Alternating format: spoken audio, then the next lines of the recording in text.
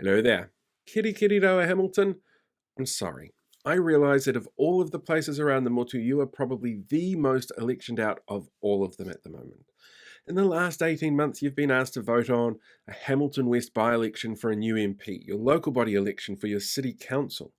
You had the Well Energy Trust in there, we've just had the general election, and we even wanted you to vote for your favourite bird for Forest and Birds Bird of the Year. It's a lot of democracy to ask from people, and unfortunately, you're going to be asked again. You see, because the Hamilton East voters decided to send to Wellington an evangelical former Destiny Church member who sat by while execution writs were issued to his co-workers who's against things like science, vaccines, mandates, and fluoride, well, his position on Hamilton City Council is now up for grabs, and so a by-election process is kicked in for that.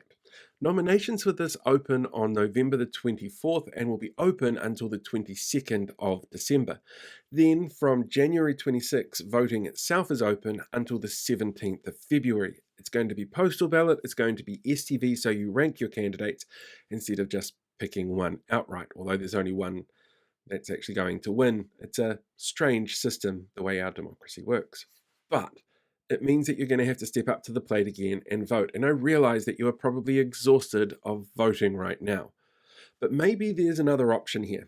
Maybe you want to put your name forward. Now, there are always going to be rumors about who's going to run. For example, Jack Geelan is probably going to put his name forward because it's an election in Hamilton.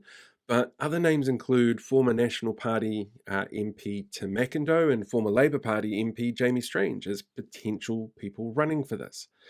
But doesn't mean that you can't do that yourself if you think you've got something to bring to the table. And if that's what you want to do, well, it's actually pretty simple when those nominations open. There are only 3 criteria that you have to meet. You have to be a New Zealand citizen by birth or naturalisation. You have to be enrolled as what we call a parliamentary elector. You have to be on the electoral roll. And you have to be nominated by 2 people on the electoral roll within the ward that you want to run in. You don't even have to live in the ward. Ryan Hamilton didn't, so why shouldn't you? If you think you bring something to the table, or if there's a specific voice that you think should be brought to the table or should be made more public, this is a great opportunity to do that and to get your perspective over the line around the council table and those decision-making processes that are going to involve everything from water, now that the government's not going to be funding it, all the way through to parks and roadways and cycleways and everything that council does, which is absolutely massive, and I'm not going to rattle it off here because it'll just take way too long. So if you're curious, check out hcc.govt.nz.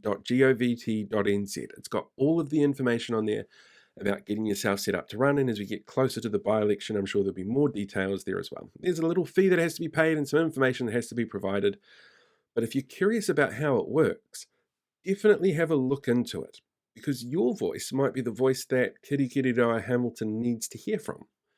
So definitely consider that as an option. And if you don't feel like doing that, at least consider making sure you vote.